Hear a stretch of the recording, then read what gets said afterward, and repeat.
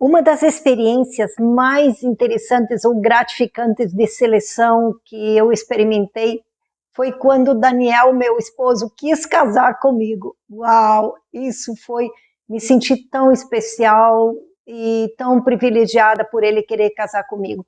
Uma segunda experiência onde eu fui me sentir privilegiada por ter sido selecionada foi a minha relação de discipulado com David Corfield, quando ele então se tornou meu discipulador formal e começamos uma caminhada de mentoria, discipulado e assessoria. Sermos selecionados é muito especial, não é mesmo? Todos nós passamos o dia fazendo escolhas. E quando nós somos escolhidos para algo que queremos muito, isso é muito especial para nós. E nós queremos conversar sobre o processo de seleção de Jesus para os seus discípulos. Você já pensou como eles se sentiram ao ouvir o seu nome sendo dito no meio daquela multidão? Fique comigo. Discipulado na Vida. Estamos aqui para mais um encontro e hoje estamos com um estudo 5 processos de seleção que Jesus usou.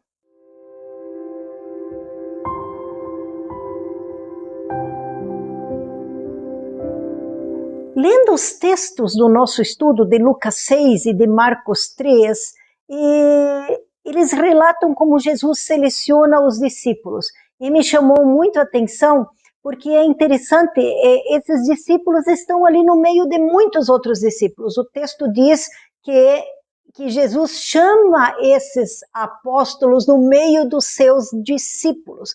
Então, Jesus já tinha ali várias pessoas, uma multidão seguindo ele, e já tinham pessoas próximas. Depois nós vamos ver textos onde ele envia os 70, onde fala dos 500, onde fala da multidão. Então, Jesus tinha várias esferas em torno dele, de nível de influência. E começa desse nível, desse grupo maior, depois de 18 meses ele seleciona os discípulos. Então, mesmo que eu tenha um microgrupo de discipulado, onde eu tenho pessoas que caminham próximas de mim em discipulado, é muito importante eu me sentir parte, me perceber como parte de uma multidão de discípulos, que tem outros que são discípulos de Jesus também. Ao mencionar os nomes e chamar os discípulos pelos nomes, nossos textos deixam isso claro, né? Jesus demonstra que conhece cada um em sua individualidade. E no compartilhar desse estudo em nosso microgrupo, me chamou muita atenção quando a Alessandra compartilhou que cada um teve um destino profético.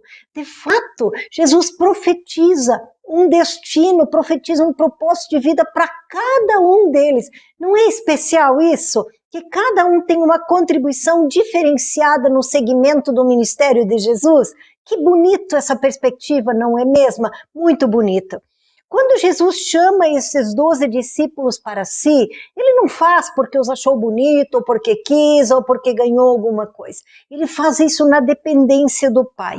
E na dependência do Pai, então, ele ouve ao Pai e seleciona os discípulos. É importante entender que Jesus passa a noite orando, porque é algo muito importante que ele comunica, ele valida, porque ele faz publicamente essa seleção dos discípulos diante da multidão. E quando Jesus chama os discípulos, existe um para quê. Ele chama para. E esse chamado para quê vai além do discípulo. Quando Jesus chama a mim e você para sermos discípulos e discípulas, isso vai além de nós, isso vai além do para mim. Que bonita essa perspectiva, quando nós somos chamados para algo que vai além de nós, que transcende a nós e que flui por meio da nossa vida, que não é só para nós.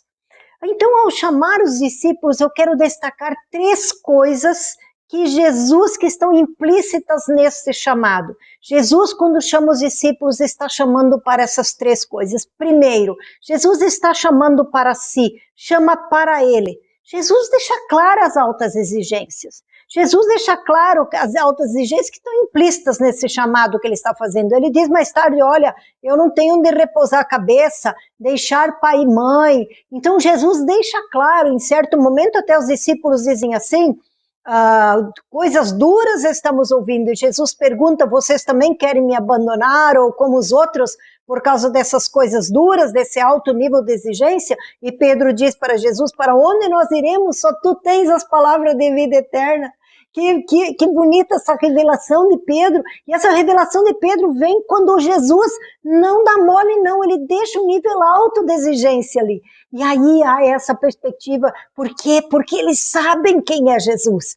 Então, essa perspectiva de dar conta desse nível de exigência está relacionado a saber quem é Jesus e o que eles têm com Jesus. Para onde nós iremos? Só tu tens as palavras de vida eterna. Então, vamos aguentar essas altas exigências, porque com elas vem esse privilégio de caminharmos com Jesus. Então, primeiro Jesus chama para si. Depois, Jesus chama para exercer autoridade, para expulsar demônios, restaurando e libertando a vida das pessoas. E é interessante pensar aqui que a autoridade, quando Jesus chama para a autoridade existe para elevar as outras pessoas, não para ser servido, mas para elevar as outras pessoas. Uma pessoa que exerce autoridade de forma saudável, ela exerce autoridade servindo aos outros, elevando a outra pessoa, levando ela a crescer. Então aqui Jesus está falando de uma autoridade espiritual. E para exercer essa autoridade, é necessário que seja uma pessoa íntegra e autêntica, que flua essa autoridade dela. Então, olha a proporção na medida em que eu caminho com o discipulado. Eu posso ser, na autoridade do nome de Jesus, fluir de minha vida essa autoridade espiritual também. Por quê? Não é porque há algo que vem e coloca mágica em mim, mas porque flui de minha vida, porque eu estou crescendo, sendo íntegra, vivendo uma vida autêntica, crescendo em viver uma vida autêntica. Então a autoridade flui dali. E o terceiro, primeiro chama para si, depois chama para exercer autoridade, e terceiro, ele chama para si, para então enviar, assim como o Pai o enviou. Em João 17, Jesus diz, Pai, eu os envio assim como o Pai me enviou. Que lindo ser enviado por Jesus, não é? Que especial isso. E lá em Mateus 28, Jesus deixa claro, vão e façam discípulos, indo fazei discípulos de todas as nações. Então houve todo esse tempo para acontecer um envio, aconteceu um chamado para si, para ser enviado.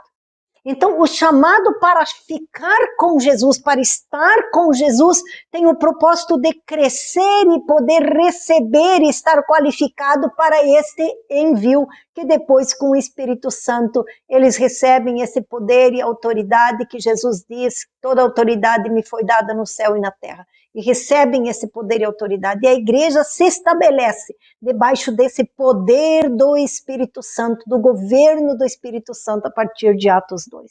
Então, queridos e queridas, nós nos perguntamos com quem vou caminhar em discipulado? Ou, se pastor da igreja, como eu vou fazer uma seleção de pessoas em quem investir, em quem discipular? Uau!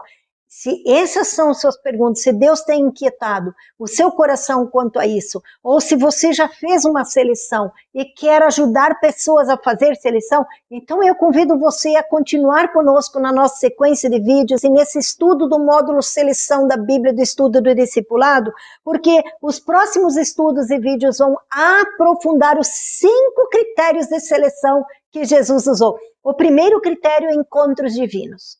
Encontros pessoais onde a vida de alguém é marcada por receber sabedoria, direção ou poder de Deus pela ajuda de uma pessoa.